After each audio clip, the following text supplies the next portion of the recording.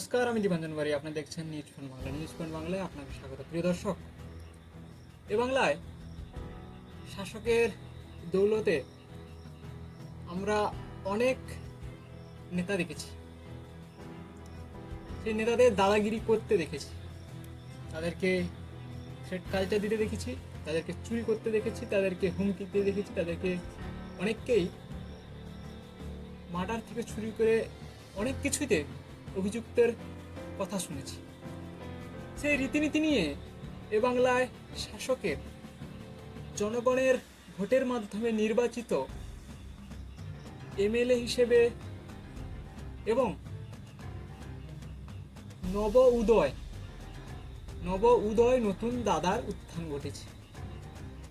তিনি থ্রেড কালচারের মতো কালচারে অভিযুক্ত কিনা এখনো তথ্য পাওয়া যায়নি, তবে তিনি হসপিটালে গিয়ে দাদাগিরি করেন এবং হসপিটালের যে কর্মরত চিকিৎসক প্রধান যিনি দায়িত্বে রয়েছেন তাকে থ্রেট দিতে পারেন, তাকে বলতে পারেন আপনার চাকরি এখান থেকে নট আউট করে দিতে পারি, অনেক কিছুই বলতে পারেন। কি হয়েছে না হয়েছে সব কিছুই বলবো আপনাদের, তার আগে এই প্রতিবেদন শেষ পর্যন্ত দেখবেন। প্রিয় দর্শক, হাসপাতালে বিভাগীয় প্রধানকে বদলির হুমকি শোনালো এ বাংলার নতুন দাদা, উত্তরপাড়ার বিধায়ক সম্মানীয় কাঞ্চন মল্লিক, তৃণমূল বিধায়ক। সাধারণ মানুষের ভোটে জেতা, সাধারণ মানুষের পাশে থাকা যাদের দায়িত্ব, তারা গিয়ে হুমকি দিচ্ছে। সাধারণ মানুষ যেখানে চিকিৎসা পায়, ছুটে যায়, সেখানে গিয়ে হুমকি দিচ্ছে যারা সাধারণ মানুষকে চিকিৎসা পরিষেবা দেয়। কি বলবেন প্রিয় দর্শক, কি হয়েছে সেখানে? সেখানে হয়েছেটা আমাদের বাংলার শাসক দলের হাতে তৈরি করা উত্তরপাড়ার নেতা এমএলএ শ্রীমান কাঞ্চন মল্লিক। তিনি তার 86 বছরের দিদি শাশুড়িকে নিয়ে গেছেন হসপিটালে। আসানসোল থেকে তিনি এসছেন, ডাক্তার দেখাবেন, ভালো কথা, ডাক্তার দেখাতেই পারেন। তিনি একজন ডাক্তার, তিনি তার ডিউটি থেকে প্রায় কতজন রুগী দেখতে পারে বলে আপনার মনে হয়? যেখানে সাধারণ মানুষ তাদের আশা ভরসা নিয়ে ছুটে যায়, সেখানে ঠিক সেই জায়গায় তিনিও ছুটে গেছেন তিনার 86 বছরের দিদি শাশুড়িকে নিয়ে। যেতেই পারেন, সেখানে তিনি চিকিৎসা নিতে গেছেন। সাধারণ মানুষ সেখান থেকে সকাল থেকে লাইন দিয়ে চিকিৎসা নিচ্ছেন। ঠিক সেই জায়গায় দাঁড়িয়ে জাস্ট একটু কোনোরকম কথার ফাঁকে কিংবা একটু ঢিলেমির জন্য ঠিক থ্রেড কালচারের মতো ভাবে যেভাবে স্কুল কলেজের শাসক দলের যুব নেতারা দিচ্ছে, ধর্ষণের মতো কাণ্ডে অভিযুক্ত হচ্ছে, ঠিক সেই রকম কায়দায় বিভাগীয় প্রধানকে বদলি করে দেওয়ার মতো হুমকি দিলেন আমাদের শাসক দলের তৈরি করার নেতা উত্তরপাড়ার এমএলএ শ্রীমান কাঞ্চন মল্লিক মহাশয়, এমএলএ মহাশয়। কি বলবেন প্রিয় দর্শক, কি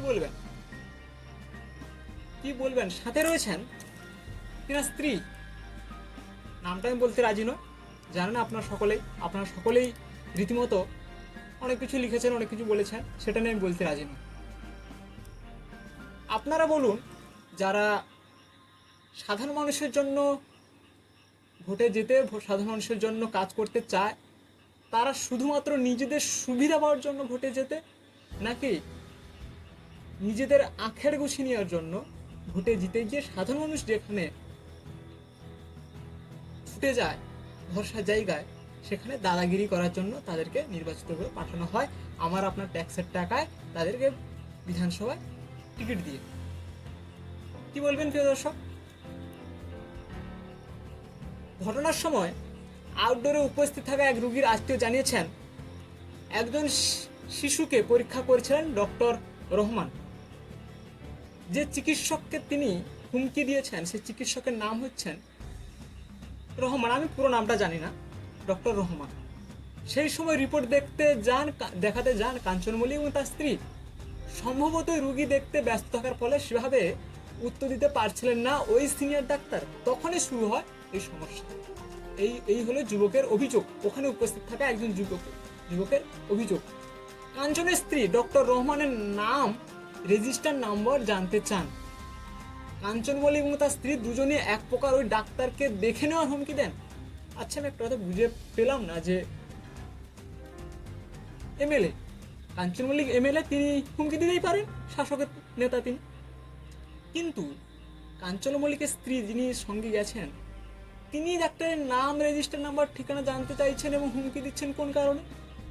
তিনি কোন ভিআইপি? তিনি কি শুধুমাত্র তার স্বামী, হাজব্যান্ড, এমএলএ বলে, দিদির নেতা বলে তিনিও কি একটু উপরের স্তরে থাকার চেষ্টা করছেন, না একটু দিদি দিদি ভাব দেখাতে চাইছেন, মানে ঠিক মমতা ব্যানার্জির মতো? কি বলেন প্রিয় দর্শক? এরপর ওইখানে থাকা বাকি রোগী এবং তাদের আত্মীয় পরিজনদের প্রতিবাদে বাধ্য হয়ে আউটডোর ছেড়ে চলে যান তৃণমূল বিধায়ক এবং তার স্ত্রী। আউটডোরে থাকা রোগী, তাদের পরিজন এবং জুনিয়র চিকিৎসকরা বারবার বলেছেন ডক্টর রহমানের কোনো রকম দোষ ছিল না, উল্টে তারা তার সঙ্গে খারাপ ব্যবহার করেছেন আমাদের শাসক দলের এই কাঞ্চন মল্লিক মহাশয়, এমএলএ মহাশয়। বুঝতে পেরেছেন প্রিয় দর্শক যে সাধারণ মানুষ এইসব নেতাদেরকে আর ঠিক পাত্তা দিতে পারছেন না বা রাখতে পারছেন না তাদের ব্যবহারের জন্য। সাধারণ মানুষের চাপে তাদের ব্যবহারে রীতিমতো দূর দূর করে তাড়িয়ে দিয়েছেন, বাধ্য হয়ে ছুটে পালিয়ে এসে। এই হচ্ছে আমাদের শাসক দলের নেতাদের অবস্থা। প্রিয় দর্শক, আপনি কি বলবেন? আপনি একজন সাধারণ মানুষ হিসেবে আপনার মতামত কি? কমেন্টে লিখবেন। সুস্থ থাকবেন।